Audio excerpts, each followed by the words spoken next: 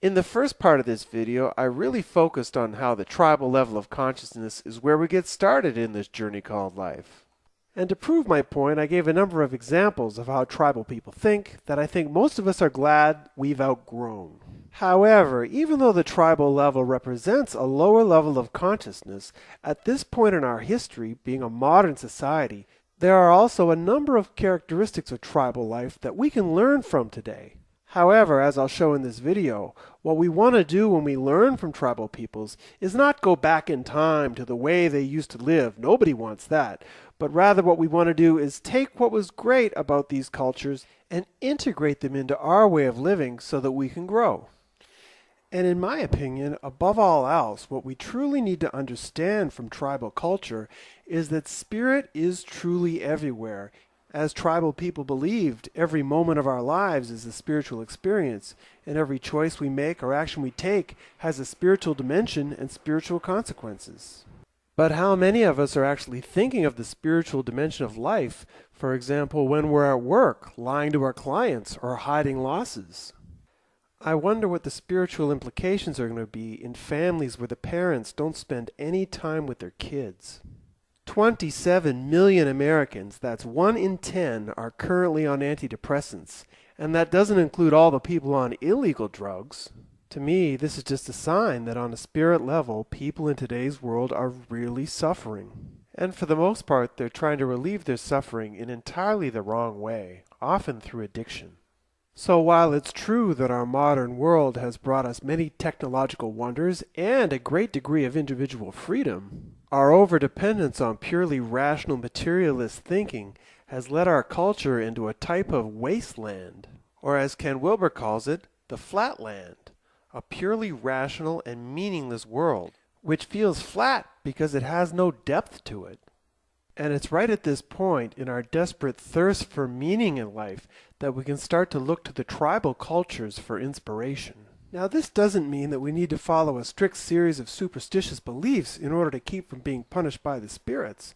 No, this time around, rather than trying to please the spirits out there, we're trying to follow and satisfy our own inner spirit.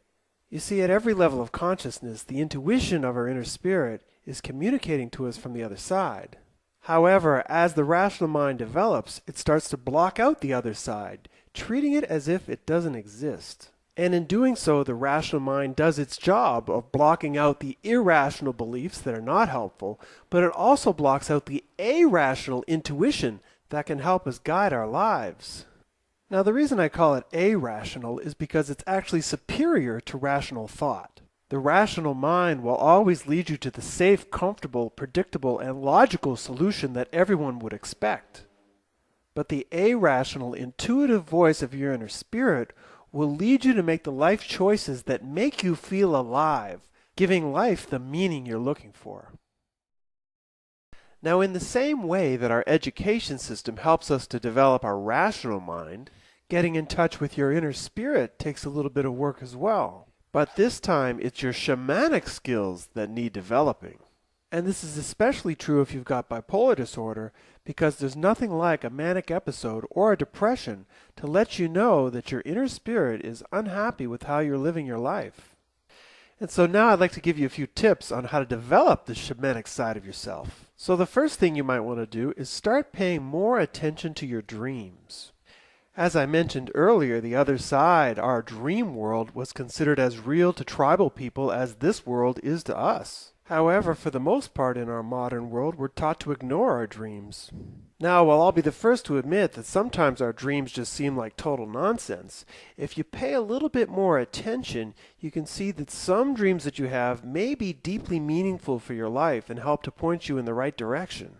It was a single dream that inspired me to go to Peru, where I met my wife, and then more dreams that inspired me to leave my country of Canada to move to her country of Brazil. Now, sometimes the message of the dream might be obvious. For example, if you have a dream that you're killing your boss, it might be a sign that it's time to quit your job. At other points, the meanings of the dreams may seem more mysterious and symbolic, like the recurring dream I used to have that I was being chased by a tiger. Eventually, I figured out that this tiger represented my inner spirit and that I was ignoring it. That's why the tiger was chasing me. And looking back, I can honestly say that it has been in following my inner spirit and ignoring my rational mind that I've made some of the most important and interesting choices of my entire life. Now, if you're interested in taking a deeper look at your dreams, I also highly recommend meditating, especially before you go to bed. A short meditation of just 15 or 20 minutes can help to make your dream world more vivid, meaningful, and alive. And as you get more practice, you might even want to try lucid dreaming, where you're able to become conscious in your own dream, controlling the elements in the dream while you're there. And one other aspect of our dream world that few people realize is that this dream world stays with us while we're awake. And even though the rational mind is dominating our daily life and we're obsessed with the sensory world around us, all we need to do is close our eyes and we'll find that our dream world is there and it will respond to us. And in fact, many therapists and shamanic healers today take advantage of this ability of ours in visualization exercises, where we consciously interact with the materials of our dream world while we're still awake. Now, the next lesson from tribal shamans all around the world isn't one that modern people like to remember too often. In fact, they like to avoid this lesson at all costs. And that lesson is the value of suffering. Let's face it, it's a tough world out there, and it's always been a tough world. And in fact, the world has never been tougher than when you're living in tribal society. But what these people understood was that it was in overcoming their suffering and enduring their pain that they actually grew in strength and even purified their souls. And as a result, many of the rituals performed by tribes around the world are often extremely painful. Take that sun-moon dance I was talking about in the first video. Now, like I said before, 3 days, no food, no water. It's not an easy ritual to go through. But having done this dance 4 times, I can tell you that it's precisely because of the intensity of the suffering that it's the most powerful ritual that I've ever been a part of. Now, does this mean that I'm recommending that everybody go out and starve themselves to death, tattoo your face, and stick pins through your chest? No. But I am hoping that the kind of courage tribal people show when they go into their rituals will inspire you to face the pain and suffering of your daily life. Because what you're going through in your daily reality is just as important on a spiritual level as what you would endure in any tribal ritual, and often takes just as much courage. Now, if you're bipolar, it's going to be this last lesson that's really the most important, but as you'll see, it really incorporates the teachings from the other lessons as well. And that lesson is that when it comes to healing your bipolar disorder, you need to learn how to swim.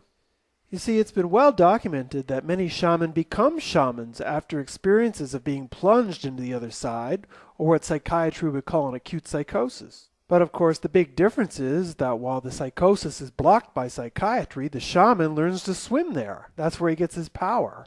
And just like the shaman, when we have bipolar disorder and these experiences basically take us over, rather than running from them and blocking them like modern society wants us to do, we need to start embracing and engaging these experiences just as if we're swimming on the other side, just like a shaman. So just to give an example, when you're in a psychosis, you might feel like you're a bear or you want to act like a bear and you don't even know why. Well, according to psychiatry, you would block that experience with medication. But following the shamanic path, you're going to want to let that bear come out. You're going to want to let yourself roar or even just move around the house like a bear, provided that you're not hurting yourself or anyone else. And this is how we heal the disorder. We get in touch with those feelings or energies that are coming from the other side, and we want to be them. We want to express them in the way that they want to be expressed. So whether you feel like a warrior from a past life or a baby being born again, if you feel like you're traveling through space or you've become the reincarnation of Jesus Christ, you need to be able to express these things in order to sort of move through the process. However, as opposed to the tribal shaman who is going to see the world from his magical perspective, interpreting these experiences in concrete, literal terms, eventually, when you heal your bipolar disorder, you need to be able to look back on your experiences and see them as spiritually meaningful, emotionally meaningful, and deeply symbolic, but not as the physical, literal experience that you seem to be having at the time. It's the difference between knowing that you accessed your bear energy and thinking that you were an actual physical bear. Or perhaps more importantly, it's the difference between knowing that you had accessed your Christ consciousness and thinking that you are still Jesus Christ, the Messiah here to save the earth. And in this way, it could very well be your ability to interpret your experiences symbolically and not concretely that could make the difference between you healing from your bipolar disorder and being stuck in a mental hospital. So if you're looking to evolve out of your bipolar disorder, I highly recommend taking a closer look at shamanism, because at the end of the day, the only person that's going to be able to heal you is the shaman that lies within, your own inner healing shaman.